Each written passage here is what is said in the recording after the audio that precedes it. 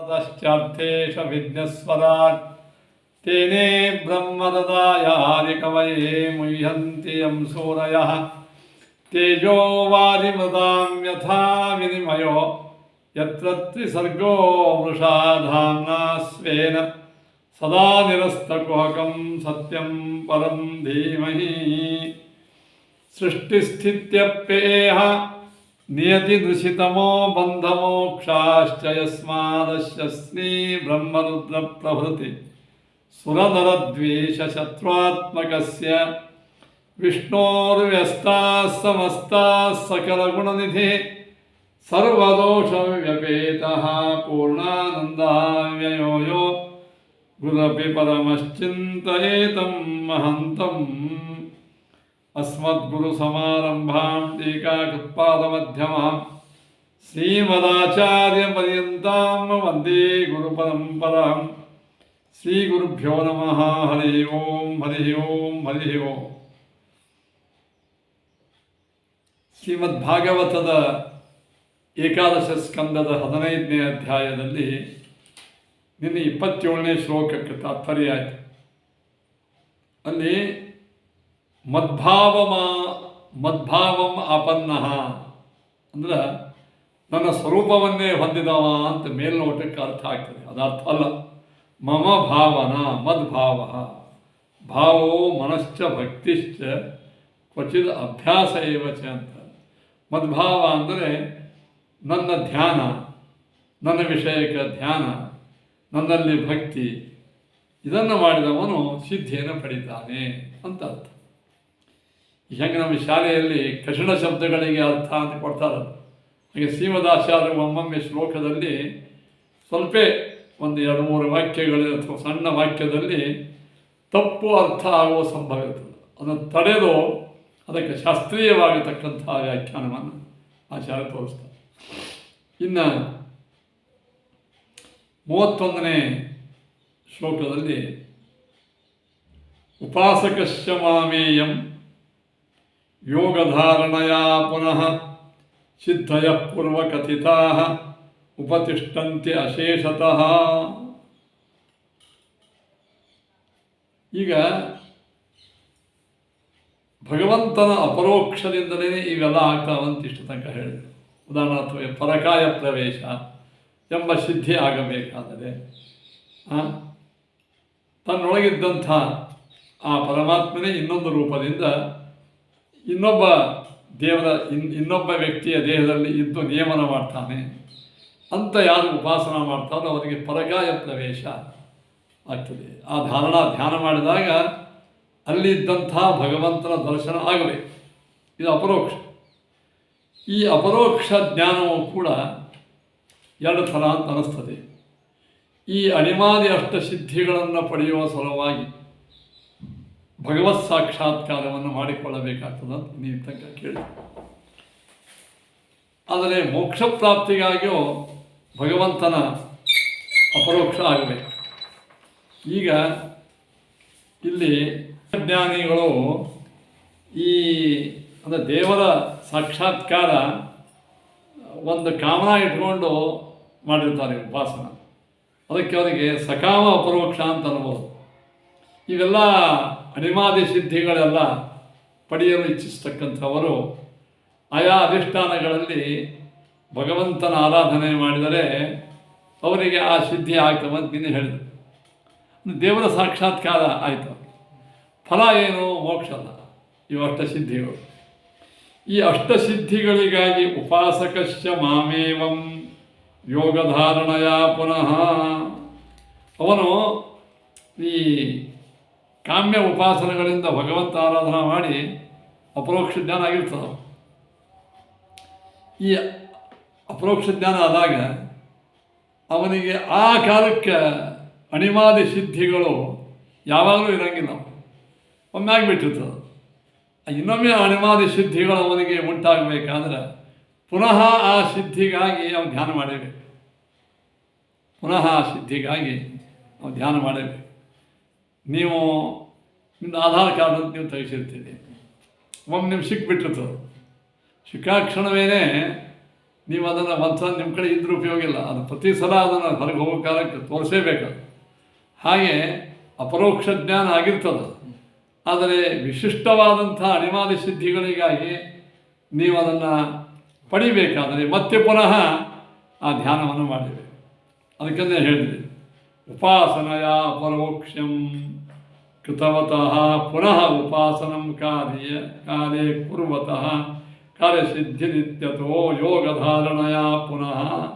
ಭಾಗವತೊಳಗೆ ಯೋಗಧಾರಣೆಯ ಪುನಃ ಅಂತಂದ. ಅಂದರೆ ಆಗ ಹೇಳ್ತಾನೆ, ಉಪಾಸನಾದಿಂದ ಅಪರೋಕ್ಷವನ್ನು ಪಡೆದಿರ್ತಕ್ಕಂತಹ ಯೋಗಿಗೆ ಪುನಃ ಉಪಾಸನಂ ಮತ್ತು ಕಾರ್ಯಕಾರ್ಯ ಆ ಸಿದ್ಧಿ ಆಗುವ ಸಂದರ್ಭದಲ್ಲಿ ಉಪಾಸನ ಮಾಡಲೇಬೇಕು. ಆದ ಕಾರಣ ಭಾಗವತೊಳಗೆ ಯೋಗಧಾರಣೆಯ ಪುನಃ ಅಂತ ಶಬ್ದವನ್ನು ಆಡಿದ್ದಾರೆ. ಉಪಾಸ್ಯವಾಯಂ ಪ್ರಥಮಂ ವಾಯೋ ಸೃಷ್ಟ್ವಪರೋಕ್ಷಿತೇ. ಇದಕ್ಕೆ ಇನ್ನಿಷ್ಟು ಸ್ಪಷ್ಟೀಕರಣ ಮಾಡ್ತಾರೆ. ಈ ಅಣಿಮಾದಿ ಸಿದ್ಧಿಗಳನ್ನು ಪಡೆಯಲಿಕ್ಕೆ ಭಗವದ್ ಉಪಾಸನ ಮಾಡ್ತಕ್ಕಂಥ ವ್ಯಕ್ತಿ ಮೊದಲ ಆ ಭಗವಂತನ ರೂಪದ ಅಭಿವ್ಯಕ್ತಿಗೆ ಅಧಿಷ್ಠಾನವಾದ ವಾಯುದೇವರ ಉಪಾಸನ ಮಾಡಿ, ಅಲ್ಲಿ ವಾಯುದೇವರ ಸಾಕ್ಷಾತ್ಕಾರ ಮಾಡಿಕೊಂಡು ತದನುಜ್ಞಾತಃ ಆ ವಾಯುದೇವರ ಅನುಜ್ಞಾ ತಗೊಂಡು ತದ್ಗತಂ ತತ್ ಹರಿಂ ಸ್ಮರಿ, ನಿಮ್ಮೊಳಗಿದ್ದಂಥ ಪರಮಾತ್ಮ ನಮಗೆ ಒಲಿಬೇಕು, ನೀವು ಪ್ರಾರ್ಥನಾ ಮಾಡಿರಿ ಅಂತ ವಾಯುದೇವರ ಅನುಜ್ಞಾ ತಗೊಂಡು ಅವರೊಳಗಿದ್ದಂಥ ಪರಮಾತ್ಮನ ಉಪಾಸನ ಮಾಡಬೇಕು. ಕೃತ್ವಾ ಪರೋಕ್ಷಂ ತಂ ಚಾಪಿ. ಹೀಗೆ ಒಮ್ಮೆ ಅಪರೋಕ್ಷ ಆಯಿತು, ವಾಯುದೇವರ ಅನುಜ್ಞಾನ ಶಕ್ತಿಯು ಅಪರೋಕ್ಷ ಆಯಿತು. ಕಾಲೇ ಸ್ಮರೇತ್ ಪುನಃ. ಯಾವಾಗ ನಮಗೆ ಅಣಿಮಾದಿ ಸಿದ್ಧಿಗಳನ್ನು ಪಡೆಯಬೇಕು ಅಂತ ಇಚ್ಛೆ ಆಗ್ತದೋ ಆಯಾ ಕಾಲದಾಗ ಮತ್ತೆ ಪುನಃ ಅದೇ ಪರಮಾತ್ಮನ ಸ್ಮರಣವನ್ನು ಮಾಡೇಬೇಕು. ಅವಿಷ್ಟ ಕಾರ್ಯ ಸಿದ್ಧಿಶ್ಯ ತಶ್ಚ ನಾಸ್ತ್ಯತ್ವ ಸಂಶಯ. ಹಿಂದಕ್ಕೊಮ್ಮೆ ನಾವು ದೇವರಿಗೆ ನಾವು ಹೇಳಿಬಿಟ್ಟಿವೋ ಏನಪ್ಪ ಅಣಿಮಾದಿ ಸಿದ್ಧಿ ಕೊಟ್ಬಿಡಂತ, ಅವನು ಹೂ ಅಂದಾನ, ಅದರಿಂದ ಆಗಲಿ ಅಂತಂದ. ಯಾವ ವೇಳೆಯಲ್ಲಿ ಯಾವ ಕಾಲದಲ್ಲಿ ಅವ ಅಣಿಮ ಗರಿಮ ಮಹಿಮ ಲಘಿಮ ಪ್ರಾಪ್ತಿ ಪ್ರಾಕಾಮ್ಯ ಈಶಿತ್ವ ಈ ಎಲ್ಲ ಅಣಿಮಾದಿ ಸಿದ್ಧಿಗಳನ್ನು ಪಡೆಯುವ ಇಚ್ಛಾ ಯಾವಾಗ ಬರ್ತದೋ ಪುನಃ ಏನು ಮಾಡಬೇಕು, ಆ ಕಾಲಕ್ಕೆ ವಾಯುವಂತರ್ಗತ ಭಗವಂತನ ಆರಾಧನಾ ಮಾಡಿ ವಾಯುದೇವರ ಅನುಜ್ಞಾ ತಗೊಂಡು ಪರಮಾತ್ಮನ ಅಪರೋಕ್ಷೀಕರಿಸಿಕೊಂಡು ಮಾಡಬೇಕು ಅಂತ ಹೇಳ್ತಾರೆ. ಇದು ಇಷ್ಟೆಲ್ಲ ವಿಸ್ತಾರ ಯಾಕೆ ಹೇಳಬೇಕಾಯ್ತಂದ್ರೆ ಭಾಗವತದ ಒಳಗೆ ಯೋಗಧಾರಣೆಯ ಪುನಃ ಅಂತಂದಿದ್ದಾರೆ. ಆ ಪುನಃ ಶಬ್ದಕ್ಕೆ ಒತ್ತು ಕೊಟ್ಟು ಹೇಳಿ. ಇನ್ನು ಆದರೆ ಈ ಅಣಿಮಾದಿ ಸಿದ್ಧಿಗಳಿಂದ ನಮಗೇನೋ ಭಾರೀ ಒಂದು ಮಹಿಮಾ, ನಮ್ಮ ಬಗ್ಗೆ ಜನರಿಗೆ ಮಹಿಮಾಗಳು ಮೂಡ್ತಾವೆ. ಆದರೆ ಇವು ಮೋಕ್ಷಕ್ಕೆ ಸ್ವಲ್ಪ ಮೋಕ್ಷಕ್ಕೆ ಪ್ರತಿಬಂಧಕ, ಅಂದರೆ ಮೋಕ್ಷ ಆಗಲಿಕ್ಕೆ ಇವು ತಡಾಟ.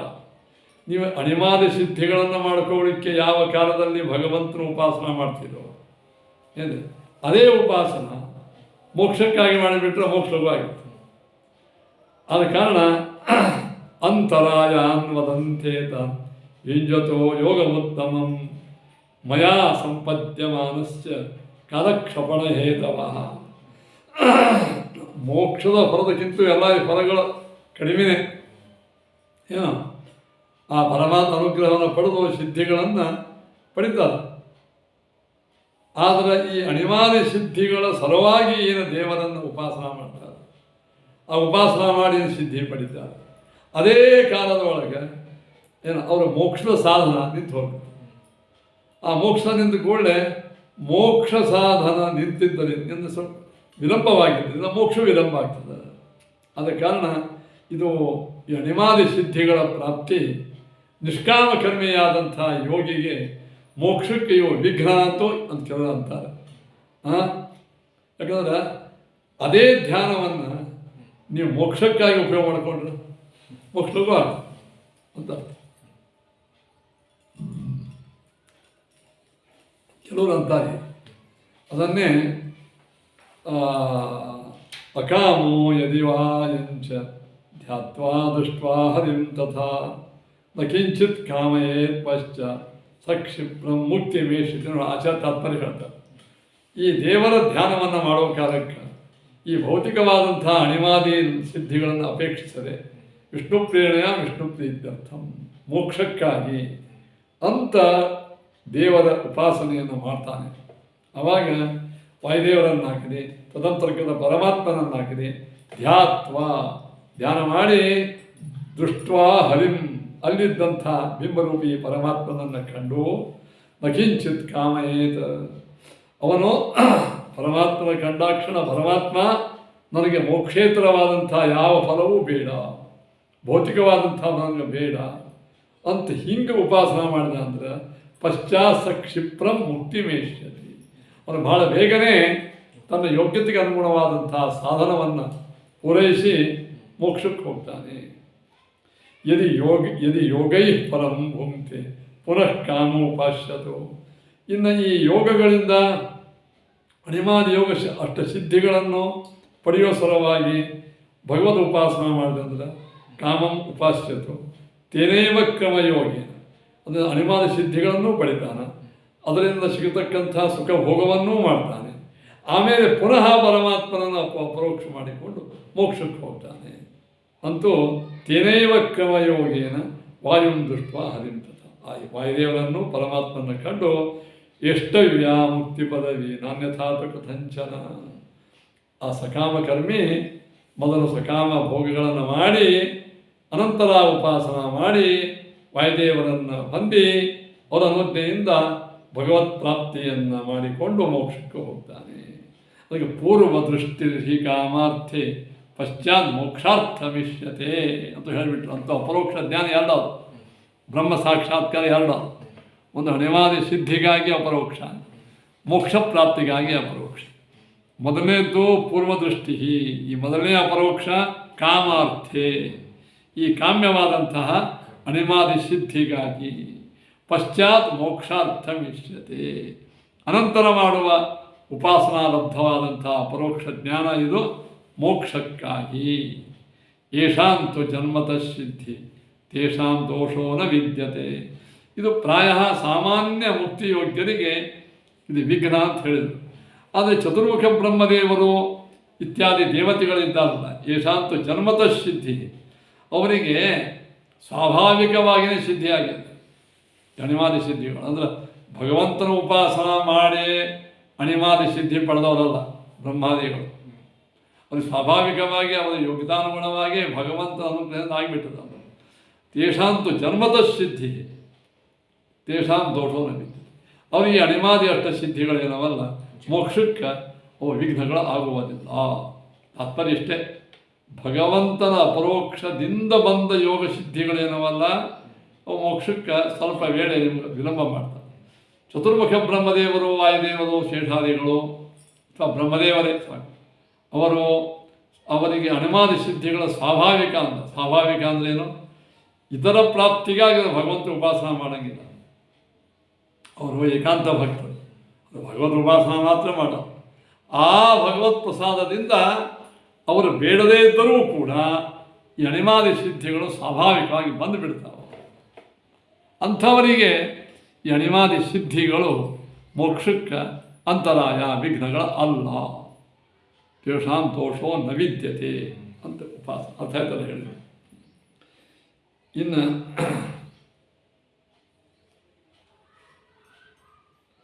ಅದಕ್ಕೆ ಒಂದು ಯೋಗ್ಯರ ಮನೆಯಲ್ಲಿ ಹುಟ್ಟುವುದು, ಭಾರಿ ಗಿಡಮೂಲಿಕೆ ಔಷಧ ತಗೊಳ್ಳೋದು, ಮಂತ್ರೋಪದೇಶಗಳನ್ನು ಮಾಡಿಕೊಂಡು ತಪಸ್ಸನ್ನು ಮಾಡುವುದು, ಇದರಿಂದೇ ಸಿದ್ಧಿ ಪಡೆದಾಗ ಈ ಯೋಗಧಾರಣ ಮಾಡಿ ಅಲ್ಲಿದ್ದಂಥ ವಾಯುದೇವರನ್ನು ಕಂಡು ಅಲ್ಲಿದ್ದಂಥ ಪರಮಾತ್ಮ ದರ್ಶನ ಮಾಡೋದರಿಂದ ಈ ಅಣಿಮಾದಿ ಸಿದ್ಧಿಗಳು ಯಾಕೆ ಪಡಿಬೇಕು?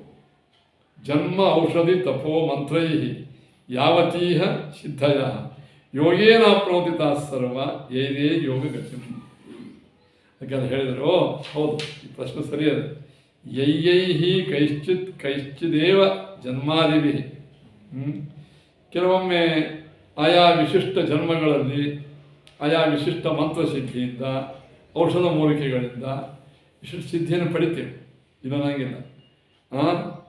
ಅವೆಲ್ಲ ಈ ಭಗವತ್ ಪ್ರಾಪ್ತಿ ಯೋಗ ಅಂತೇನದಲ್ಲ, ಅವೆಲ್ಲ ಈ ಯೋಗದಿಂದೇ ಬಂದು ಬಿಡ್ತಾವೆ. ಜನ್ಮಗಳಿಂದ, ಮಂತ್ರಗಳಿಂದ, ಔಷಧಿಗಳಿಂದ ಸಿಗಬೇಕಾದ ಏನೇನು ಸಿದ್ಧಿಗಳವಲ್ಲ, ಜನ್ಮಾದಿವಿ ಕೈಶ್ಚಿದೇವ ಪ್ರಾಪ್ಯತೆ ಯೋಗಜಂ ಫಲಂ. ಈ ಯೋಗದಿಂದ ಸಿಗತಕ್ಕಂಥ ಏನು ಅಣಿಮಾದಿ ಸಿದ್ಧಿ ಫಲ ಅದಲ್ಲ, ಕೆಲವು ಜನ್ಮಗಳಲ್ಲಿ ಕೆಲವು ಮಂತ್ರಗಳಲ್ಲಿ ಸಿಗ್ತಾವೆ. ಆದರೆ ಯೋಗೇನ ಸರ್ವೈ ಪ್ರಾಪ್ಯೇತ ಯೋಗೇ ಯತ್ನ. ಆದರೆ ಆಗಾಳ ಹೇಳಿದ ಭಿನ್ನ ಭಿನ್ನ ಅಧಿಷ್ಠಾನಗಳಲ್ಲಿ ವಾಯುದೇವರ ಅಂತರ್ಗತನಾದಂಥ ಪರಮಾತ್ಮನ ಉಪಾಸನ ಮಾಡಿ ಏನು ಅಣಿಮಾದಿ ಸಿದ್ಧಿ ಪಡಿತಾನಲ್ಲ, ಅಷ್ಟು ಬರೇ ಸಾಮಾನ್ಯವಾದಂತಹ ಮಂತ್ರತಂತ್ರಗಳಿಂದ ಔಷಧಿಗಳಿಂದ ಯೋಗ ಸಿಗುವುದು. ಸಾಮಾನ್ಯವಾಗಿ ಏನೋ ಸ್ವಲ್ಪ ಕೆಲವರು ಈ ಮಂತ್ರಗಳನ್ನು ಜಪ ಮಾಡಿದರೆ ನಿಮಗೆ ಸ್ವಲ್ಪ ದೂರಿಂದ ಕಾಣಿಸ್ತದೆ ಅಂತ ಇಷ್ಟೇ ಮತ್ತೆ ಅದು ಹೋಗಿಬಿಡ್ತದೆ, ಅದು ಸಿದ್ಧಿ ಭಾಳ ದಿವಸ ಇರಂಗಿಲ್ಲ. ಆದರೆ ವಾಯುವಂತರ್ಗತ ಭಗವಂತನ ಚಿಂತನೆ ಮಾಡೋದರಿಂದ ಬರತಕ್ಕಂಥ ಏನು ಯೋಗ ಸಿದ್ಧಿ ಅದಲ್ಲ, ಅದು ಬಹಳ ಗಟ್ಟಿಯಾದಂತಹ ಸಿದ್ಧಿ. ಕಶ್ಚಿದರ್ಥೇ ಚ ಯಚ್ಛಬ್ದ ಪ್ರಶ್ನಾರ್ಥೇ ಚ ಕ್ವಚಿತ್ ಭವೇತ್ ಕ್ವಚಿತ್ ಪರಾಮರ್ಶವಾಚಿ ಕ್ವಚಿತ್ ಆಕ್ಷೇಪವಾಚಕ ಇತಿ ತಂತ್ರ ನಿರುಕ್ತೇ. ಕಶ್ಚಿದರ್ಥೇ ಚ ಯಚ್ಛಬ್ದ, ಇಲ್ಲಿ ಯೈಹಿ ಕೈಶ್ಚಿತ್ ಎಂಬ ಶಬ್ದಗಳು ಇಲ್ಲಿ ಜನ್ಮಾದಿಗಳ ಫಲ ಅಂತ. ಕೆಲವು ಕಡೆಗೆ ಜನ್ಮಾದಿಗಳಿಂದ ವಿಶಿಷ್ಟ ಜನರಲ್ಲಿ ಹುಟ್ಟಿದಾಗೆ ಸಿದ್ಧಿ ಆಗಿಬಿಡ್ತದೆ. ಇನ್ನು ಕೆಲವರಿಗೆ ಯೋಗದಿಂದ ಬರ್ತದೆ ಅಂತ. ಇಲ್ಲಿ ಈ ಎಲ್ಲ ಇಲ್ಲಿರ್ತಕ್ಕಂಥ ಯತ್ ಶಬ್ದಗಳಿಗೆ ಅರ್ಥ ಮಾಡಬೇಕು. ಪ್ರಶ್ನಾರ್ಥಕದಲ್ಲಿ ಕೆಲವು ಕಡೆಗೆ ವಿಶಿಷ್ಟವಾದಂಥ ಅರ್ಥವನ್ನು ಹೇಳಿದ್ದಾರೆ. ಇಲ್ಲಿಗೆ ಈ 15ನೇ ಅಧ್ಯಾಯ ಮುಗಿತದೆ. ಇನ್ನು 16ನೇ ಅಧ್ಯಾಯದಲ್ಲಿ ಉದ್ಧವ ಪರಮಾತ್ಮನಿಗೆ ಪ್ರಶ್ನವನ್ನು ಮಾಡ್ತಾನೆ. ಪರಮಾತ್ಮ ಭಗವದ್ಗೀತೆಯಲ್ಲಿ ವಿಭೂತಿ ಯೋಗ ಅಂತ ನೀನು ಹೇಳಿದ್ದೀಯ. ಆ ವಿಭೂತಿ ಯೋಗವನ್ನು ನನಗೆ ಈ ಸದ್ಯ ಹೇಳ್ತಕ್ಕಂಥವನ ಅಂದರೆ ಯಾವ ಯಾವ ಪದಾರ್ಥಗಳಲ್ಲಿ ನಿನ್ನನ್ನು ಅನೇಕ ಜ್ಞಾನಿಗಳು ಬ್ರಹ್ಮ ಋಷಿಗಳು ಯಾವ್ಯಾವ ರೀತಿ ಉಪಾಸನವನ್ನು ಮಾಡಿ ಆ ಶುದ್ಧವಾದಂಥ ಅಪರೋಕ್ಷ ಜ್ಞಾನವನ್ನು ಪಡೆದರೋ ಮತ್ತು ಮೋಕ್ಷ ಪ್ರಾಪ್ತಿಗೆ ಸಿದ್ಧಿಗಳನ್ನು ಪಡೆದರೋ ಅಂಥ ನಿನ್ನ ಪವಿತ್ರವಾದಂತಹ ವಿಭೂತಿ ಅಂದರೆ ವಿಶಿಷ್ಟವಾದಂತಹ ಐಶ್ವರ್ಯೋಪೇತ ನಿನ್ನ ರೂಪ. ವಿಭೂತಿರೈಶ್ವರ್ಯ, ಭಗವಂತನ ವಿಶಿಷ್ಟ ಮಹಿಮೆಗಳಿಂದ ಕೂಡಿದ ದೇವರ ರೂಪಗಳು ವಿಭೂತಿ ಅಂತ. ಅದಕ್ಕೆ ನಿನ್ನ ವಿಶಿಷ್ಟ ವಿಭೂತಿಗಳು ಏನವ ಅಂದರೆ ವಿಶಿಷ್ಟ ಮಹಿಮಾತಿ ರೂಪಗಳು ಅವು ಭೂಮಿಯಲ್ಲಿ ಅವ, ಸ್ವರ್ಗದಲ್ಲಿ ಅವ, ಪಾತಾಳದಲ್ಲಿ ಅವ, 10 ದಿಕ್ಕಗಳಲ್ಲಿ ವ್ಯಾಪ್ತವಾಗಿವೆ. ನನಗೆ ದಯವಿಟ್ಟು ಅದನ್ನು ಹೇಳ್ತಕ್ಕಂಥವನಾಗು. ಅದಕ್ಕೆ ಕೃಷ್ಣ ಪರಮಾತ್ಮ ಅಂತಾನೆ. ಹೌದು, ಕುರುಕ್ಷೇತ್ರದ ಯುದ್ಧದೊಳಗೆ ನಾನು ಅರ್ಜುನನಿಗೆ ಈ ವಿಭೂತಿ ರೂಪಗಳನ್ನು ಬಗ್ಗೆ ಹೇಳಿದ್ದೇನೆ. ಆದಿತ್ಯಾನಾಂ ಅಂತ ಇತ್ಯಾದಿಗಳ ಹೇಳಿದ್ದೇನೆ. ಹಾಗೆ ನಿನಗೂ ಕೂಡ ಇಲ್ಲಿ ವಿಭೂತಿಗಳನ್ನು ಹೇಳ್ತೇನೆ. ಆದ ಕಾರಣ ನಾನು ಎಲ್ಲ ಪ್ರಾಣಿಗಳಲ್ಲಿ ಎಲ್ಲ ವಸ್ತುಗಳಲ್ಲಿ ಅಂತರ್ಯಾಮಿಯಾಗಿ ಒಳಗೆ ನಿಯಾಮಕನಾಗಿ ಇದ್ದೇನೆ. ಆದ ಕಾರಣ ನಿಯಾಮಕನಾಗಿದ್ದ ಎಲ್ಲವೂ ನಾನೇ ಅಂತನ್ನುವಷ್ಟು ಮಂದಿ ನನ್ನನ್ನು ತಿಳ್ಕೊಂಡ್ಬಿಡ್ತಾರೆ. ನಾನೇ ಅಲ್ಲ ಆ ವಸ್ತುವಿನೊಳಗೆ ಇದ್ದೇನೆ. ಎಲ್ಲ ವಸ್ತು ಪುರುಷ ಏವ ಇದಂ ಸರ್ವಂ ಅಂತ ವೇದ. ಇದೆಲ್ಲವೂ ದೇವರೇ ಅಂತ. ಆ ದೇವರೇ ಅಂದರೆ ದೇವರ ಆಡಳಿತಕ್ಕೆ ಒಳಪಟ್ಟು ದೇವರ ವಶದಲ್ಲಿ ಇದ್ದದ್ದು ಅಂತ. ನಾನು ಎಲ್ಲ ವಸ್ತುಗಳಿಂದ ವಿಲಕ್ಷಣನಾಗಿದ್ದೇನೆ. ನಾನು ಎಲ್ಲ ವಸ್ತುಗಳಿಗೆ ಒಳಗೆ ನಿಂತುಕೊಂಡು ನಿಯಾಮಕನಾಗಿದ್ದೇನೆ. ಈಗ ಇಂದ್ರ ಎಂಬುವಂಥ ಒಬ್ಬ ದೇವತಾ ಇದ್ದ. ಇಂದ್ರನಲ್ಲಿ ಇಡೀ ಐಶ್ವರ್ಯ, ಅದ್ಭುತವಾದಂತಹ ಎಲ್ಲಿಯೂ ಕಾಣದೇ ಇದ್ದಂತಹ ಪರಮ ಆಶ್ಚರ್ಯಕರವಾದಂತಹ ಐಶ್ವರ್ಯವನ್ನು ನಾನು ಅವನಲ್ಲಿ ಇದ್ದು ಕೊಡ್ತಾ ಇದ್ದೇನೆ. ಹೀಗೆ ಇಂದ್ರನ ಒಂದು ದೇಹವು ನನ್ನ ವಿಭೂತಿ ರೂಪವೇ. ಈ ಪ್ರಕಾರವಾಗಿ ವಿಭೂತಿ ವಿಚಾರವನ್ನು ತಿಳ್ಕೋಬೇಕು. ಇಲ್ಲಿ ಭಗವಂತ ಅಂತಾನೆ, ಅಹಮಾತ್ಮೋದ್ಭವಾಮೀಶಾಂ ಭೂತಾನಾಂ ಸುರಧೀಶ್ವರ ಅಹಂ ಸರ್ವಾಣಿ ಭೂತಾನಿ ತೇಷಾಂ ಸ್ಥಿತ್ಯುದ್ಭವಾಪ್ಯಯ.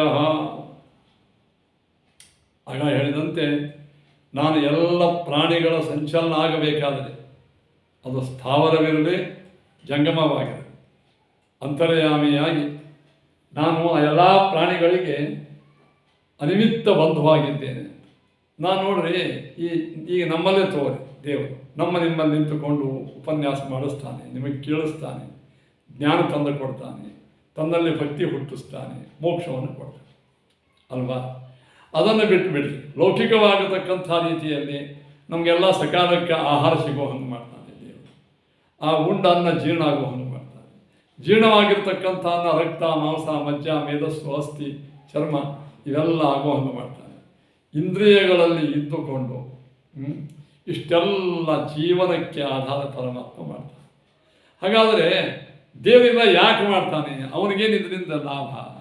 ನಮ್ಮ ಕಡೆ ಅಂತ ಅಲ್ಲ, ಏನು ಫಾಯ್ದೆ ಅವನು ದೇವರಿಗೆ ನಮಗೆ ಇಷ್ಟೆಲ್ಲ ಉಪಕಾರ ಮಾಡೋದ್ರಿಂದ ನಮಗೇನು ಫಾಯ್ದೆ? ಅವಾಗೇನು ಇದು ಉದ್ದೇಶ ಅಂದರೆ ಏನು? ಒಂದು ಉದ್ದೇಶ ಮಾತ್ರ, ಎಲ್ಲ ಜೀವರಾಶಿಗಳು, ಸಾತ್ವಿಕ ಜೀವರಾಶಿಗಳು ಈ ಸಾಧನ ಶರೀರದಲ್ಲಿ ಗಟ್ಟಿಯಾಗಿ ಇದ್ದುಕೊಂಡು ತಮ್ಮ ವರ್ಣಾಶ್ರಮೋಚಿತ ಕರ್ಮಗಳನ್ನು ಮಾಡಿ ಜ್ಞಾನ ಸಂಪಾದನೆ ಮಾಡಿ ತದ್ವಾರ ಮಹಾಭಗವದ್ಭಕ್ತರಾಗಿ ಮೋಕ್ಷದಲ್ಲಿ ನಿತ್ಯ ಶಾಶ್ವತ ಸುಖವನ್ನು ಪಡೆಯಬೇಕು ಎಂಬ ಕರುಣೆ ದೇವರಿಗೆ. ಇದೇ ಅವನ ಉದ್ದೇಶ. ಇದಕ್ಕೆ ಅನಿಮಿತ್ತ ಬಂಧು ಅಂತಾರೆ ಪರಮಾತ್ಮನಿಗೆ, ಅನಿಮಿತ್ತ ಉಪಕಾರಿ. ಆಮೇಲೆ ಅದಕ್ಕಾಗಿ ಸಂಸಾರದಾಗ ಹುಟ್ಟಿಸೋದು, ರಕ್ಷಣೆ ಮಾಡುವುದು. ನೋಡಿ, ಭೂತಾನಾಂ ಈಶ್ವರ ಅಹಂ ಸರ್ವಾಣಿ ಭೂತಾನಿ ತೇಷಾಂ ಸ್ಥಿತಿ ಉದ್ಭವಾಪ್ಯಯ. ಸಕಾಲಕ್ಕೆ ಅವರನ್ನು ಹುಟ್ಟಿಸಿ, ಅವರನ್ನು ಪಾಲಿಸಿ, ಸಂಹಾರಿಸಿ ಮೋಕ್ಷವನ್ನು ಕೊಡ್ತಾನೆ. ಆದ ಕಾರಣ ಈ ಅರ್ಥದ ಒಳಗೆ ಎಲ್ಲ ದೇವರೇ ಅಂತ ವೇದಗಳಲ್ಲಿ ಪುರಾಣಗಳಲ್ಲಿ ಹೇಳುವುದು ಉಂಟು.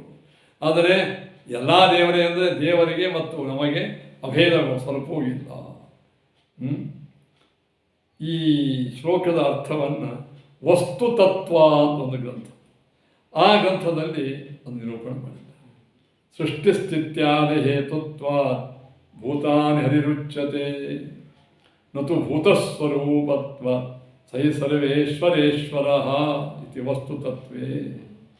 ನೋಡಿ, ಸೃಷ್ಟಿಸ್ಥಿತ್ಯಾದಿ ಹೇತುತ್ವ, ಪರಮಾತ್ಮ ನಿಮ್ಮ ಎಲ್ಲರ ಈ ಜಗತ್ತಿನ ಎಲ್ಲ ಸೃಷ್ಟಿಗೂ, ಅದರ ಪಾಲನೆಗೂ, ಅದರ ಸಂಹಾರಕ್ಕೂ, ಅದರ ನಿಯಮನಕ್ಕೂ, ಅದಕ್ಕೆ ಯೋಗ್ಯವಾದಂಥ ಜ್ಞಾನ ಅಜ್ಞಾನ ಬಂದ ಮೋಕ್ಷಾದಿಗಳನ್ನು ಕೊಡುವಿಕೆಯಿಂದ ಈ ಎಲ್ಲ ವಸ್ತುಗಳ ಪರಿಪೂರ್ಣ ನಿಯಾಮಕನಾಗಿದ್ದರಿಂದ ಭೂತಾನಿ ಹರಿರುಚ್ಯತೆ. ಎಲ್ಲ ಪ್ರಾಣಿಗಳಿಗೆ ಇದೆಲ್ಲ ದೇವರೇ ಅಂದುಬಿಡ್ತಾರೆ. ನತು ಭೂತಸ್ವರೂಪತ್ವ. ಒತ್ತಿ ಯಾಕೆ ಹೇಳ್ತಾರೆ ಅಂದರೆ, ಭಾಳ ಜನರು ತಪ್ಪು ತಿಳ್ಕೊಂಡಿರ್ತಾರೆ. ಪಾಪ ಅವರು ಒಳ್ಳೆಯ ಸಾಧಕರೇ ಇರ್ತಾರೆ. ಎಲ್ಲ ದೇವರೇ ಇದ್ದಾನೆ, ಎಲ್ಲ ದೇವರೇ, ಸರ್ವಂ ಖಲ್ವಿದಂ ಬ್ರಹ್ಮ, ಎಲ್ಲವೂ ಬ್ರಹ್ಮವೇ ಅಂತ. ಇನ್ನೂ ಕೆಲವರು ಮುಂದೆ ಹೋಗಿ ಇದು ಬ್ರಹ್ಮನಲ್ಲಿ ಅಧ್ಯಸ್ಥವಾಗಿದೆ, ಇದು ಆರೋಪಿತವಾಗಿದೆ. ಇನ್ನು ಕೆಲವರು ಬ್ರಹ್ಮನೇ ಜಗದಾಕಾರೇಣ ಪರಿಣಾಮನಾಗಿದ್ದಾನೆ, ಈ ಎಲ್ಲ ಇತ್ಯಾದಿ ವಿಚಾರಗಳನ್ನು ಹೇಳ್ಕೋತ ಮತ್ತಿಷ್ಟು ಈ ತತ್ವವನ್ನು ಕ್ಲಿಷ್ಟ ಮಾಡ್ತಾರೆ. ದಯವಿಟ್ಟು ಹಾಕಿ ತಿಳ್ಕೊಬೇಡ್ರಿ. ನತು ಭೂತಸ್ವರೂಪತ್ವ ಸೈ ಸರ್ವೇಶ್ವರೇಶ್ವರ. ಎಲ್ಲ ಚೇತನಾತ್ಮಕವಾದಂಥ ಪ್ರಪಂಚದ ಸ್ವರೂಪ ದೇವರ ಅಲ್ಲ, ಪ್ರಪಂಚದ ಒಳಗೆ. ಇದನ್ನು ಸಾಮಾನ್ಯವಾಗಿ ನಿಮ್ಮ ಮೇಲಿಂದ ಮೇಲೆ ನಾನು ಹೇಳ್ತಾ ಇರ್ತೇನೆ. ನಾವೆಲ್ಲ ದೇವಾಲಯಕ್ಕೆ ಹೋಗಿ ಭಗವಂತನಿಗೆ ನಮಸ್ಕಾರ, ಮನೆಯಲ್ಲಿ ಸಾಲಿಗ್ರಾಮಕ್ಕೆ ಮೂರ್ತಿಗಳಿಗೆ ನಮಸ್ಕಾರ. ಆದರೆ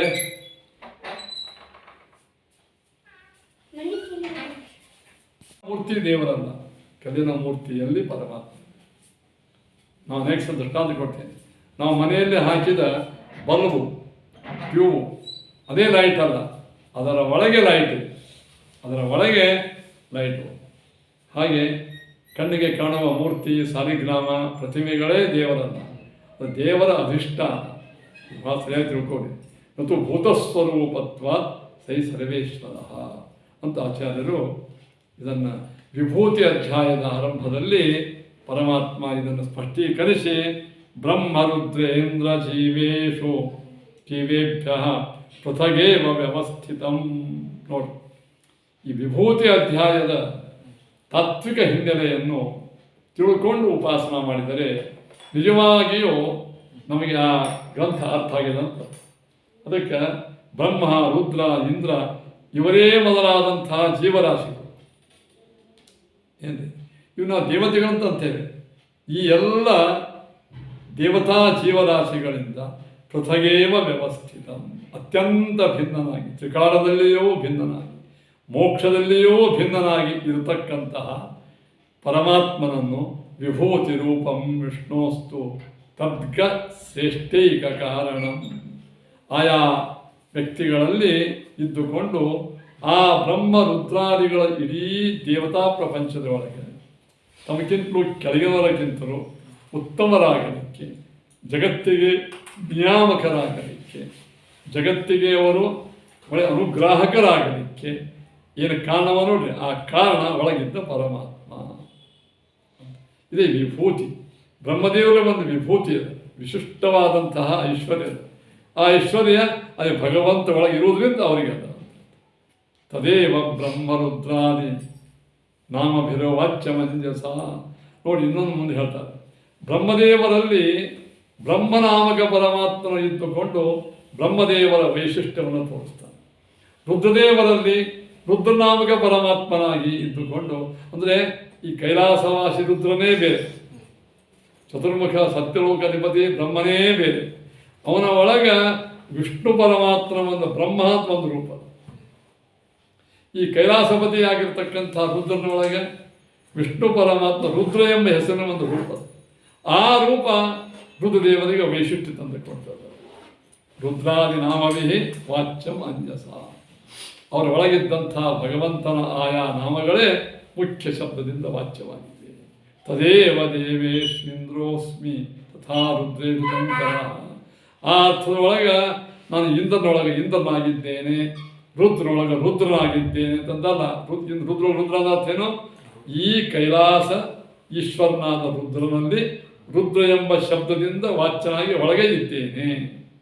ಇತ್ಯಾದಿ ಉಕ್ತಂ ಕೃಷ್ಣೇನ ನೇಂದ್ರಾದ್ಯ ಜೀವ ಸಂಚಯ.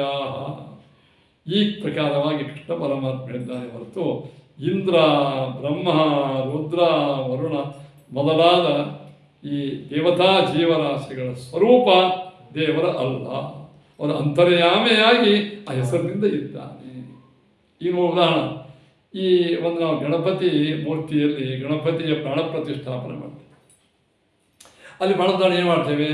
ಓ ನಿಡುಸೀದ ಗಣಪತೆ ಗಣೇಶುತ್ವಾಮ ಹುರಬಿಪ್ರಥಮಂ ಕವೀನಾಮ್ ಅಂತ ಈ ವೇದ ಮಂತ್ರ ಅಂತ ಗಂ ಗಣಪತೆ ನಮಃ ಅಂತ ಒಳಗೆ ಸ್ಥಾಪನೆ ಮಾಡಿ. ಅಂದಿನಿಂದ ಏನಾಗ್ತದೆ? ಅದು ಆ ಕಲ್ಲಿನ ಮೂರ್ತಿ ಗಣಪತಿ ಅಂತ. ನಿಜವಾಗಿ ಕಲ್ಲಿನ ಮೂರ್ತಿ ಗಣಪತಿ ಅಲ್ಲ, ಅಂದರೆ ಒಳಗಿದ್ದವ ಪರಮಾತ್ಮ ಗಣಪತಿ. ಒಳಗೆ ಗಣಪತಿ ನಾಮಕ ಪರಮಾತ್ಮ ಇರುವುದರಿಂದ ಆ ಮೂರ್ತಿ ಗಣಪತಿ. ಹಾಗೆ ಬ್ರಹ್ಮರುದ್ರಾದಿಗಳಲ್ಲಿ ಬ್ರಹ್ಮ ಎಂಬ ಹೆಸರಿನ ಪರಮಾತ್ಮ ಇರುವುದರಿಂದ ಅವರು ಬ್ರಹ್ಮ ಅಂತ, ಹೊರತು ಬ್ರಹ್ಮ ಸ್ವರೂಪ ಆಗಿದ್ದರಿಂದ ಅಲ್ಲ. ಅರ್ಥವಾಯ್ತಲ್ಲ? ಇತ್ಯಾದಿನ ಉಕ್ತಂ ಕೃಷ್ಣೇನ ನೇಂದ್ರಾದ್ಯ ಜೀವ ಸಂಚಯ. ಈ ಜೀವರಾಶಿಗಳು ಇಂದ್ರಾದಿ ಜೀವರಾಶಿಗಳು ಭಗವಂತನ ಸ್ವರೂಪ ಅಲ್ಲ. ಇದನ್ನು ನಾವು ಚೆನ್ನಾಗಿ ಅರಿತುಕೊಂಡು ವಿಭೂತಿ ಅಧ್ಯಾಯವನ್ನು ಅಧ್ಯಯನ ಮಾಡಬೇಕು. ಅಹಂ ಗತಿರ್ಗತಿಮತಾಂ ಕಾಲ ಕಲಯತಾಮಹಂ ಗುಣಾನಾಂ ಚಾಪ್ಯಹಂ ಸೌಮ್ಯಂ ಗುಣಿನ್ ಉತ್ಪತ್ತಿಕೋ ಗುಣ. ಅಂದರೆ ಶ್ರೇಷ್ಠ ಬ್ರಹ್ಮರುದ್ರಾದಿ ಶ್ರೇಷ್ಠ ಜ್ಞಾನಿಗಳಲ್ಲಿ ನಾ ಜ್ಞಾನನಾಮಕನಾಗಿ ಏನ್ರಿ. ಇನ್ನು ಎಲ್ಲರ ಸಂಹಾರಕ್ಕೆ ಕಾರಣವಾದದ್ದು ಯಾವುದು? ಕಾಲ, ಮೃತ್ಯು, ಯಮ. ಅಲ್ಲಿ ನಾ ಕಾಲನಾಮಕನಾಗಿ. ಇನ್ನು ಆನಂದ, ಜ್ಞಾನ,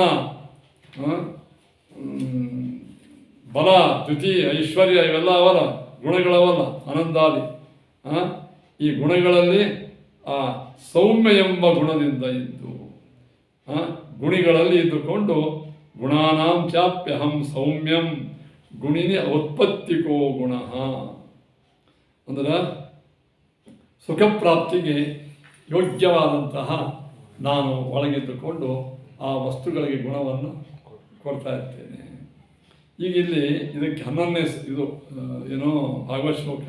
ಗುಣಿನಾಮಪ್ಯಹಂ ಸೂತ್ರಂ ಮಹತಾಂಚ ಮಹಾನಹಂ ಸೂಕ್ಷ್ಮಾಣಾಮಪ್ಯಹಂ ಜೀವೋ ದುರ್ಜಯಾನಾಮಹಂ ಮನಃ. ಈಗ ಗುಣ ಮತ್ತು ಗುಣಿ ಅಂದರೆ ಏನು ತಿಳ್ಕೊಳ್ಳಿ. ಜಡದಲ್ಲಿ ಒಂದು ಮಾವಿನ ಹಣ್ಣು, ಅದರಲ್ಲಿ ಮಾಧುರಿ ಎಂಬ ಗುಣ.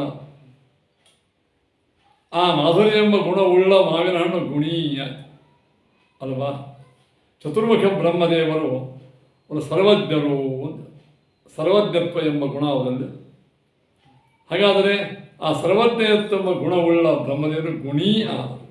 ಗುಣಿಗಳಾದ ಬ್ರಹ್ಮ, ರುದ್ರ, ಇಂದ್ರ ಅವರಲ್ಲಿ ಏನು ಗುಣಗಳವಲ್ಲ.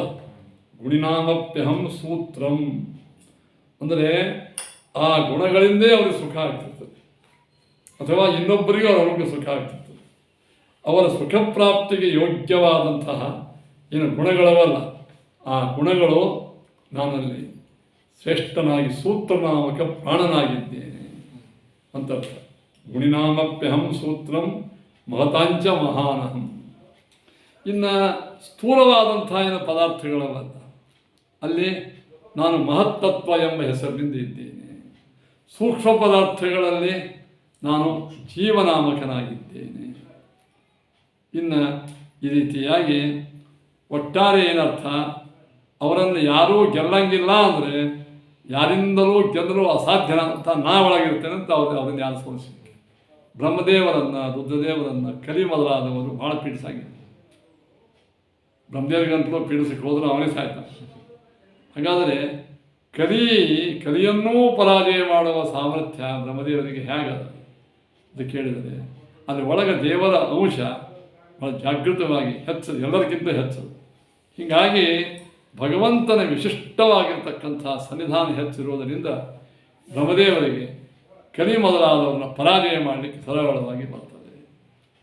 ಅದಕ್ಕೆ ಗತಿ ಶಬ್ದಕ್ಕೆ ಅರ್ಥ ಏನು ಮಾಡಿದರು? ಗತಿ ಅಂದರೆ ಪ್ರಧಾನೋ ಜ್ಞಾನಿನಾಂ ಬ್ರಹ್ಮ ಜ್ಞಾನಮಾನೀಹೃದಯ ಸ್ಥಿತ. ಜಗತ್ತಿನೊಳಗೆ ಎಲ್ಲ ಜ್ಞಾನಿಗಳು, ಭಗವದ್ಭಕ್ತರ ಜ್ಞಾನಿಗಳಿದ್ದಾರೆ. ಭಗವದ್ಭಕ್ತರಾದ ಎಲ್ಲ ಜ್ಞಾನಿಗಳಲ್ಲಿ ಪ್ರಧಾನೋ ಜ್ಞಾನಿನಾಂ ಬ್ರಹ್ಮ. ಚತುರ್ಮುಖ ಬ್ರಹ್ಮದೇವರು ವಾಯುದೇವರೇ ಒಂದು ಮುಖ್ಯ ಜ್ಞಾನಿಗಳು, ಭಗವದ್ಭಕ್ತರಾದಂಥ ಜ್ಞಾನಿಗಳು. ಜ್ಞಾನಮಾನೀಹೃದಯ ಸ್ಥಿತ.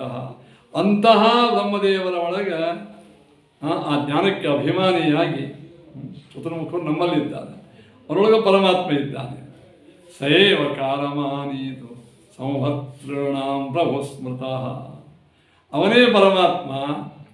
ಸಂಹರ್ತೃಣ ಯಮ ಇದ್ದಾರೆ, ರುದ್ರದೇವರಿದ್ದಾರೆ, ಜಗತ್ಪ್ರಳಯ ಕಾಲಕ್ಕೆ ಜಗತ್ ಸಂಹಾರ ಮಾಡ್ತಾರೆ. ಅವರ ಒಳಗೆ ಪರಮಾತ್ಮ ಕಾಲನಾಮಕನಾಗಿದ್ದುಕೊಂಡು ಜಗತ್ ಸಂಹಾರವನ್ನು ಮಾಡ್ತಾರೆ. ಏನು ಈಗ ಹೇಳಿದ್ರು.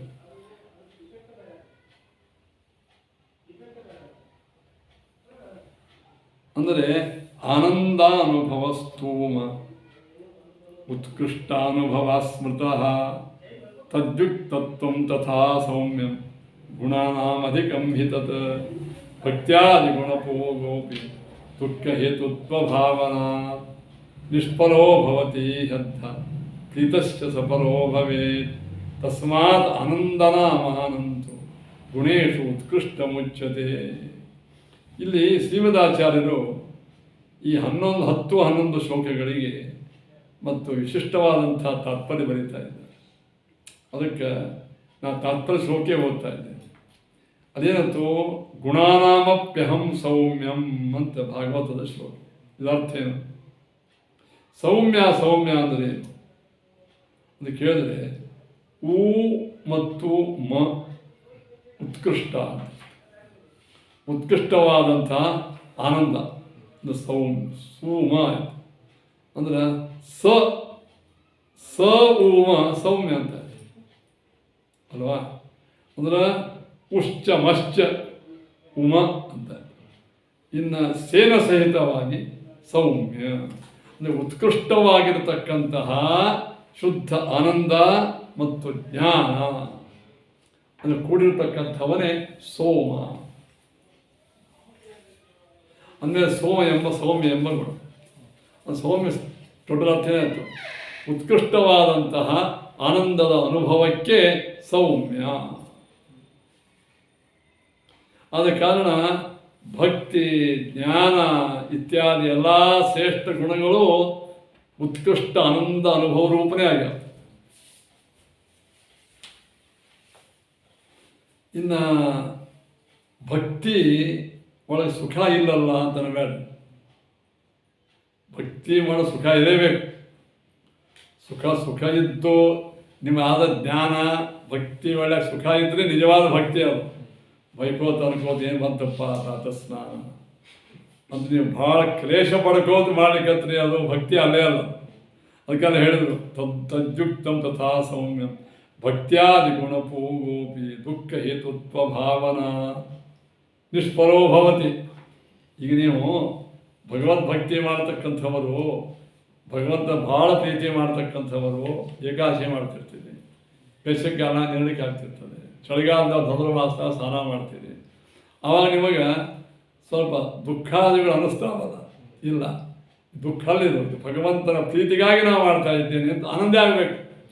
ಇಷ್ಟು ದುಃಖಗಳಿದ್ದರೂ ನನಗೆ ಭಗವಂತನ ಪ್ರೀತಿ ಆಗ್ತದಲ್ಲ, ಸಂತೋಷ.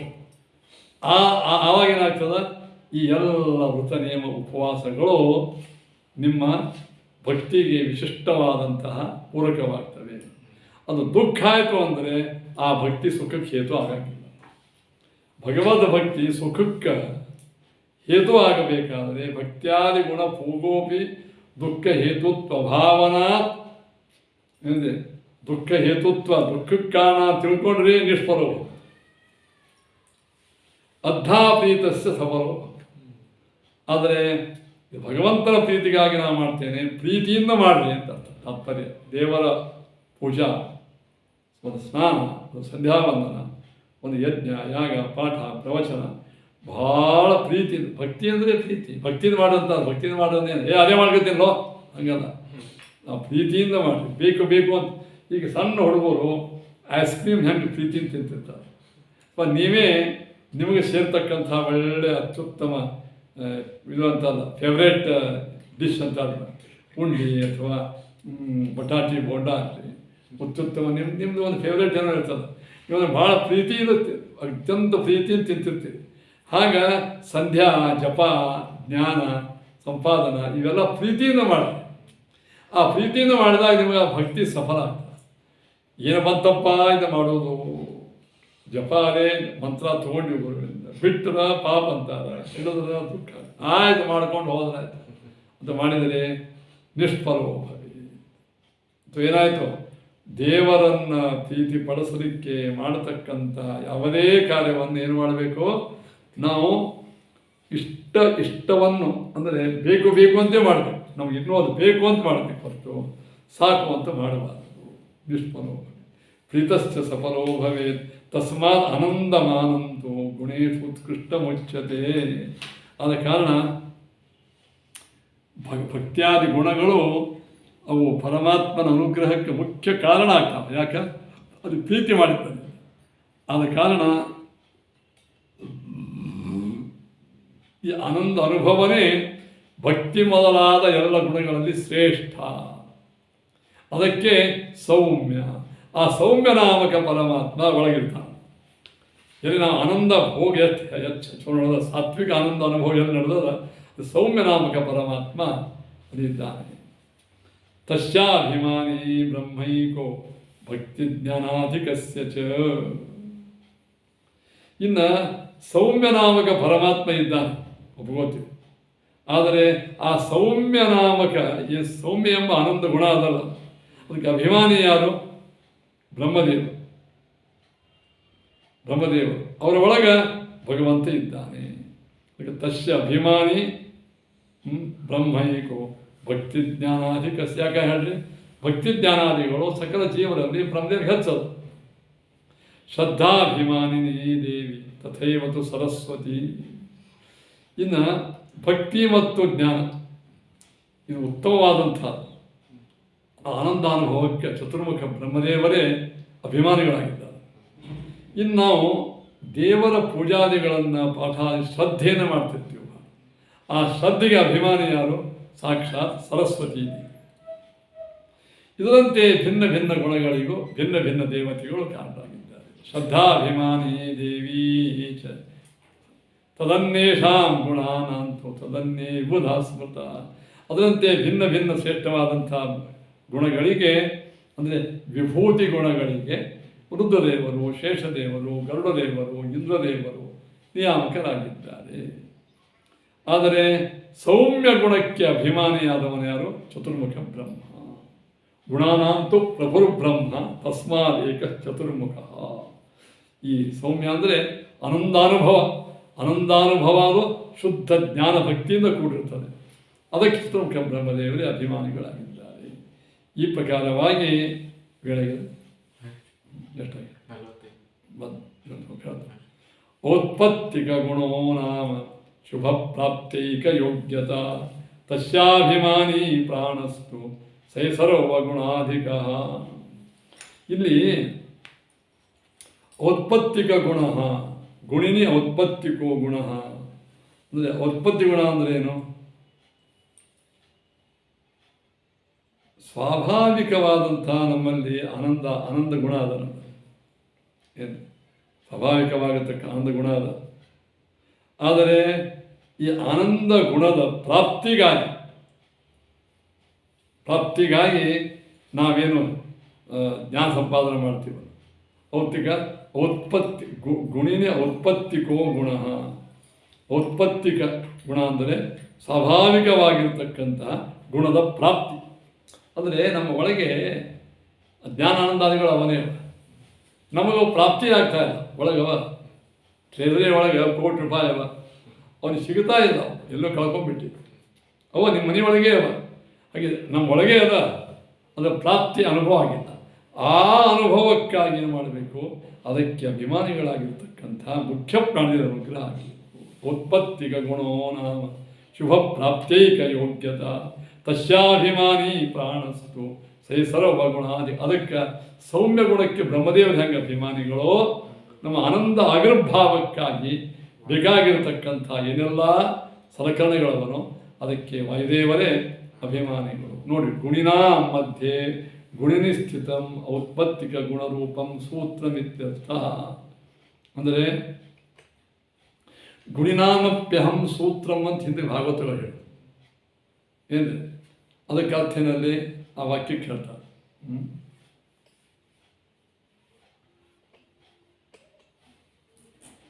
ಈಗ ಸ್ವಾಭಾವಿಕವಾಗಿ ಆನಂದ ರೂಪದಾಗತಕ್ಕಂಥ ಮುಕ್ತಿಯೋಗ್ಯದ ಗುಣಗಳವರ ಆನಂದಾದಿ ಗುಣಗಳು, ಆ ಗುಣಗಳು ಸಂಪಾದನೆ ಅಭಿವ್ಯಕ್ತಿ ಅದಕ್ಕೇನು ಯೋಗ್ಯತಾ ಬೇಕಲ್ಲ.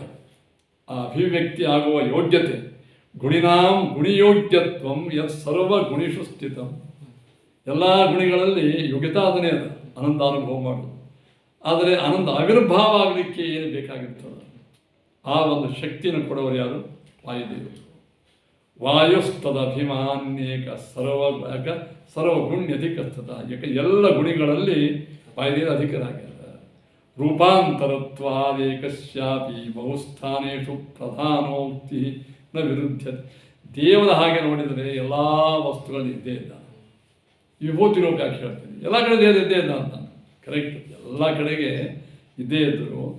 ಒಂದು ಸ್ಥಳದ ಒಳಗೆ ವಿಶಿಷ್ಟವಾಗಿ ಜಾಗೃತರಾಗಿ ಇತರರಕ್ಕಿಂತಲೂ ನೀವು ಶ್ರೇಷ್ಠ ಅನಿಸಿಕೊಳ್ಳಲಿಕ್ಕೆ ಏನು ಉತ್ತಮ ಗುಣಗಳು ಬೇಕೋ ಅದನ್ನು ಆವಿರ್ಭಾವ ಮಾಡಲಿಕ್ಕೆ ದೇವರ ಸಂಧಾನ. ಎಲ್ಲ ಕಡೆಗೆ ಗಾಳಿ ಅದನ್ನೇ ಇಲ್ಲ, ಎಲ್ಲ ಕಡೆಗೆ ಆಕಾಶ, ಎಲ್ಲ ಕಡೆಗೆ ಕರೆಂಟ್ ಅದನ್ನೇ ಇಲ್ಲ. ಅಂದರೆ ಒಂದು ಕಡೆ ಫೋಕಸ್ ಲೈಟ್ ಯಾಕೆ ಬರ್ತದೆ, ಅಲ್ಲಿ ವಿಶಿಷ್ಟವಾದಂಥ ಕರೆಂಟ್ ಇದೆ. ಹಾಗೆ ದೇವರು ಎಲ್ಲ ಕಡೆಗೂ ಇದ್ದಾನೆ. ಆದರೆ ಆ ವ್ಯಕ್ತಿ ತನ್ನ ಗುಂಪಿನ ಒಳಗೆ ಅವನು ಬಹಳ ದೊಡ್ಡವ. ಒಂದು ವಿದ್ಯಾದೊಳಗೋ, ರೂಪದ ಒಳಗೋ, ಒಂದು ಆಟದ ಒಳಗೋ, ಒಂದು ನೋಟದ ಒಳಗೋ ಅವನು ಭಾಳ ವಿಶಿಷ್ಟ ಆಗಬೇಕಾದ್ರೆ ಅಲ್ಲಿ ವಿಶಿಷ್ಟ ಅಭಿವ್ಯಕ್ತಿಗಾಗಿ ದೇವರ ರೂಪ ಬೇಕಾಗ್ತದೆ. ಅದೇ ವಿಭೂತಿ ರೂಪ. ಗುಣಾಂತರೋಕ್ತೇಶ್ಚ ರಾಮಶಸ್ತ್ರಭೃತಾಂ ವೃಷ್ಣೀನ ವಾಸುದೇವ ಇತ್ಯಾದಿವತ್ ಹೇಳ್ತಾರೆ. ಈ ಪ್ರಕಾರವಾಗಿ ಇದರ ಮುಂದೆ ಈ ಪಾಠ ಮುಂದೆ ಈಗ 11 ಶ್ಲೋಕ ಆಯಿತು. ನಾಳೆ 12ನೇ ಶ್ಲೋಕ. ಶ್ರೀಕೃಷ್ಣಾರ್ಪಣಮಸ್ತು.